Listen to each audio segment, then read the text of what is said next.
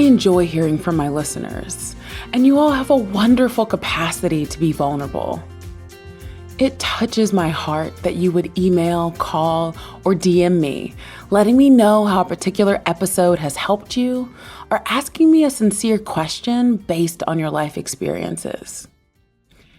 Many times the questions are complicated because your lives are understandably complicated.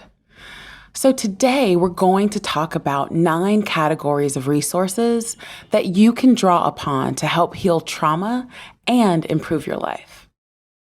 Welcome back to Savvy Psychologist. I'm your host, Dr. Monica Johnson.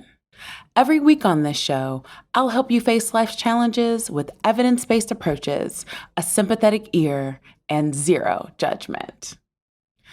Don't forget that if you want to reach out to me with a question or comment, you can email me at psychologist@quickanddirtytips.com, leave me a voicemail at 929-256-2191, or DM me on Instagram at kindmindpsych. I'm so happy you're here as I review these 9 broad categories of resources. These are resources that can generally be helpful to anyone. Many times you already have access to these resources because no matter who you are, you have your own inherent strengths. When my patients show up for therapy with me for the first time, they may think the only thing I'm doing is categorizing perceived weaknesses, but that's untrue. I'm looking for their strengths and how we can utilize those to help them build a worthwhile life. Over the next 2 weeks, I'm going to help you do the same thing. The good thing about these resources is that even if you're missing some of them, you can develop them over time. So you may be wondering, what are resources? During childhood, when we grow up in environments that are caring and supportive, we acquire a personal repertoire of internal capabilities that support our overall development. Some of you may be thinking, but I grew up in an invalidating or toxic environment. That's why I'm listening to your podcast right now. While not ideal, you also develop some resources from that environment as well. Most people I know that have survived traumatic experiences are scrappy and have access to a wealth of survival resources. You just have to reconfigure those resources so that they can actually allow you to thrive in life. In each category of resources, there are internal resources, those that are within you and part of who you are, and external resources, those that are outside of you and part of your environment. Both internal and external resources can help us feel stronger, more capable, creative, safe, and an overall sense of peace. They work in concert with each other so that gains in one of them will bring about expansion in others. So keep in mind that our ability to access external resources stems from our internal resources.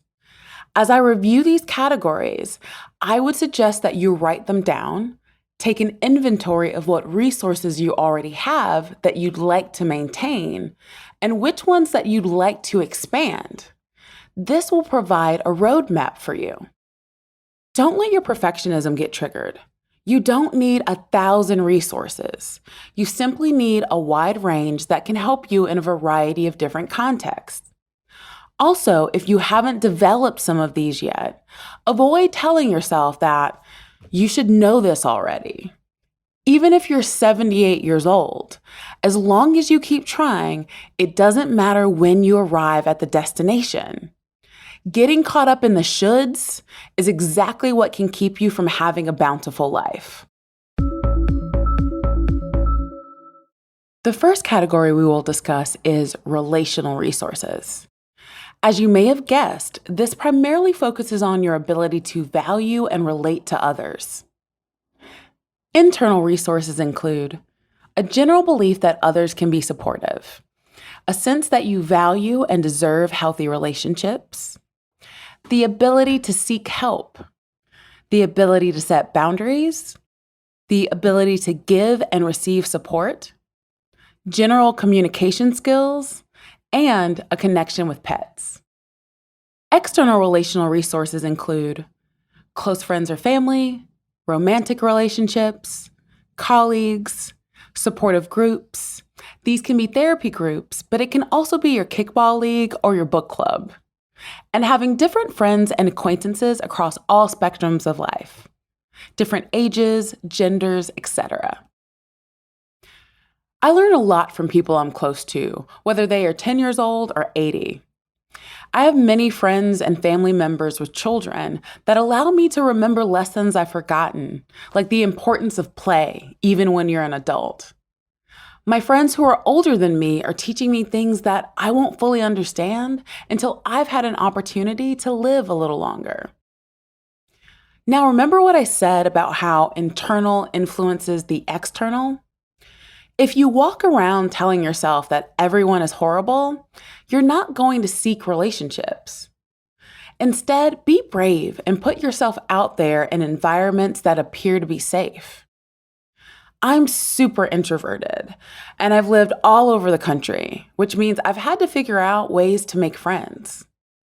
In the past, I've used websites like meetup.com to find people who share my interests in activities like horror movies. It was nerve-wracking for me, but because I put myself out there, I found that in less than a year, I had developed a couple of burgeoning friendships. And at a minimum, I was getting my social needs met through the group activities. The next category we will discuss is somatic resources. Somatic refers to the body. Most of us carry our stress and our trauma in our bodies, and then we totally ignore it as a resource. We don't take care of ourselves physically, and the physical breakdown only exacerbates our mental struggles. Internal resources include good health, good posture, deep breathing, sound muscles, capacities to walk, run, dance, flexibility, enjoyment of sexuality or sensual activities, and ability to regulate emotional arousal. External resources include health practitioners like your medical doctor, psychologist, chiropractor, personal trainer, or massage therapist. Additionally, gyms, Pilates, yoga, bikes, martial arts, or skateboard parks. This category also includes things that please our senses like tastes, colors, textures, and scents. If you can't afford to pay for the gym or certain fitness classes, there are so many free resources on platforms like YouTube. And if you like podcasts, my podcast network even has a fitness show called Get Fit Guy you can listen to. You don't have to make it complicated. The somatic resource I enjoy the most is a nice long walk. It clears the mind and makes my body stronger. It may sound silly, but good posture can make a big difference. Trauma causes us to hunch over, to make ourselves smaller. But when you stand up straight and you feel yourself fully supported by your spine and your muscles, you feel empowered. Take up some space. You'll realize that there was room for you all along. You simply needed to claim it. Emotional resources relate to your capacities to experience and embrace your wide range of affective experiences. In terms of internal resources, one of the most important is your ability to embrace the full spectrum of emotions, from high arousal ones like passion and joy to low arousal emotions like contentment, tenderness, and peacefulness. You need a good mix because high arousal emotions burn up a lot of energy, and we have more capacity for low arousal emotions on the daily grind. For instance, if I experienced incredible joy 24/7, I would be tired and not able to focus on anything. Could you imagine experiencing a hot, burning passion while standing in line at the DMV? Other internal resources include the ability to regulate or tolerate unwanted emotional experiences, like sadness or anger. not having your actions dictated by emotions. This relates to the emotion mind concept that I reviewed last week. Your ability to express and communicate your emotions. And to use the information provided by your emotions to guide your actions in ways that make sense. This relates to wise mind, which I reviewed last week. External resources include friends, family, and pets that provide us with emotional support, and engaging in circumstances that allow us to explore and enrich our experience of both high and low arousal emotions. A circumstance could be going to a museum and being inspired to engage in your own art, or sitting quietly and journaling while having a warm beverage to feel peace and relief. Journaling is a personal favorite of mine. I have been engaging in this practice since I was 12 years old.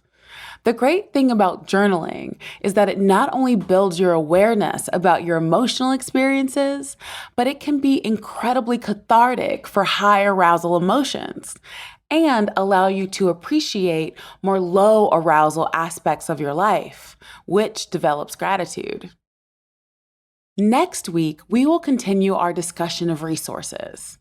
For now, let me know your favorite internal or external resources in these categories. Reach out to me and let me know your thoughts or ask me a question. I enjoy reading or hearing your voices and want to be helpful where I can. Let me know on Instagram at KindMindPsych.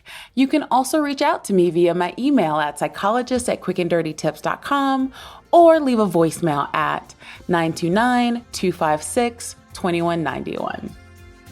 The Savvy Psychologist is a Quick and Dirty Tips podcast. It's audio engineered by Steve Rickyberg with script editing by Adam Cecil. Our podcast and advertising operations specialist is Morgan Christensen. Our digital operations specialist is Holly Hutchings. And our marketing and publicity assistant is Davina Tomlin. Follow Savvy Psychologist on Apple Podcasts, Spotify, or wherever you listen to podcasts. That's all for this episode of Savvy Psychologist. Thanks for listening, and I'll see you next week.